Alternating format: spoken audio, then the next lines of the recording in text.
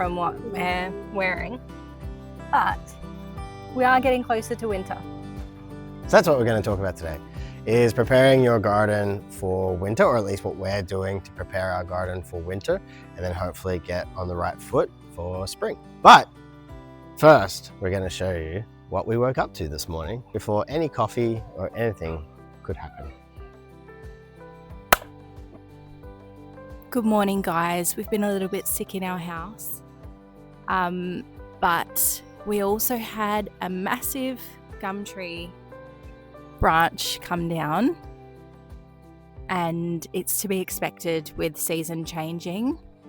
Gum trees can go through a little bit of a shock as the temperature goes from really hot to cold, or if there are changes in rain. We've had a little bit of rain recently.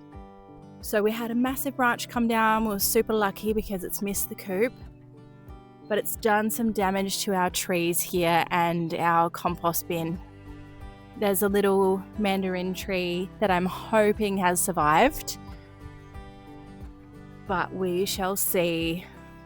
Andrew's going to get the chainsaw out and chop it up and move it so that we can let the chickens out. Poor little hens have to wait for this to happen because the chicken run fence is squashed at the moment and they could hop out, so that's going to happen.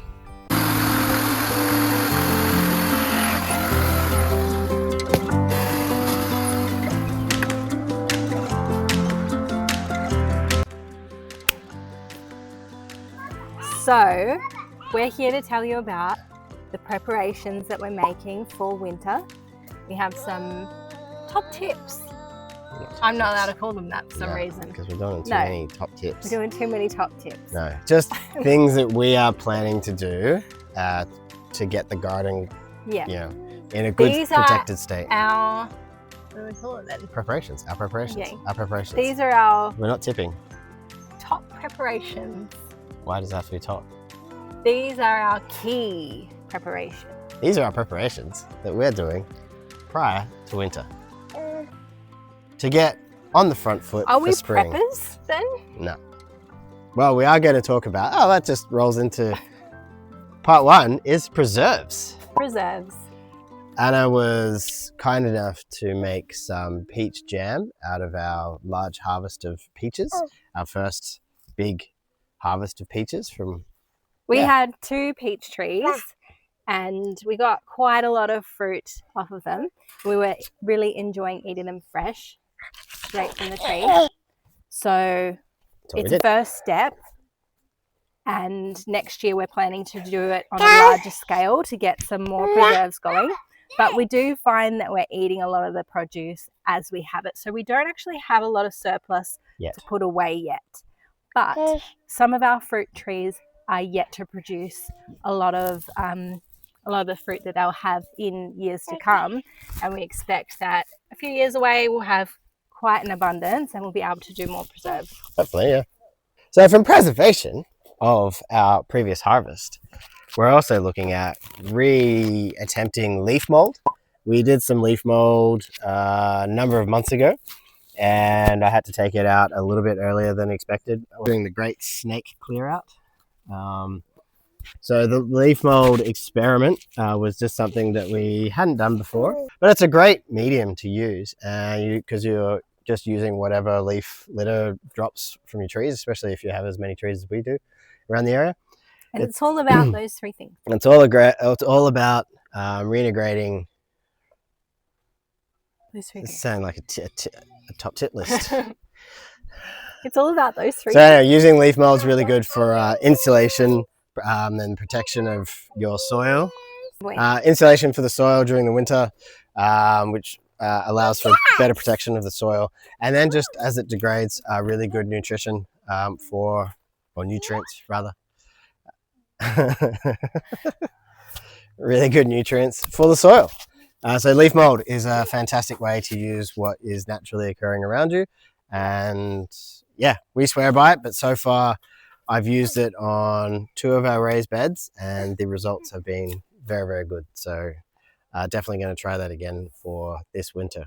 And it's free. So next bit that we are doing is sowing green manure, which will help build structure within the soil, but then also act as a cover crop through those months, and then we can chop it and drop it like it's hot, and then that will then feed more nutrients back into the soil. We're all about soil health. That's our big thing going into winter, is like doing all the things we can to maximize soil health, so then come spring we can, I don't know, get a great abundance of things. So that's what we're focusing on: soil health, nitrogen fixing things, good for the soil.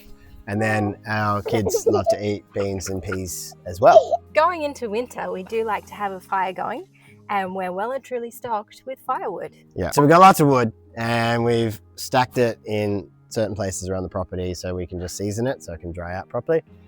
Eggs. Chickens go into a bit of a slower egg production over winter. We went out to get our latest batch of chicks. We ended up with a couple of breeds that we hadn't had before, and then we researched them, and we found out that 2 of them were Brahmas, and apparently due to their feathery nature, because they got feathers on their feet and all that, they're actually quite hardy through winter. So their egg production doesn't drop off through winter like some other chicken breeds. Maybe, we don't know. We don't know yet because they're not at laying age yet. No. So we'll find out and let you know if the Brahma hens have lived up to expectation, and provided us with lots of eggs over winter. Thanks for watching. Thanks for all the advice. Please share with us some of your own winter preparations, and we appreciate all the advice and all the interaction. Till next time. Bye-bye.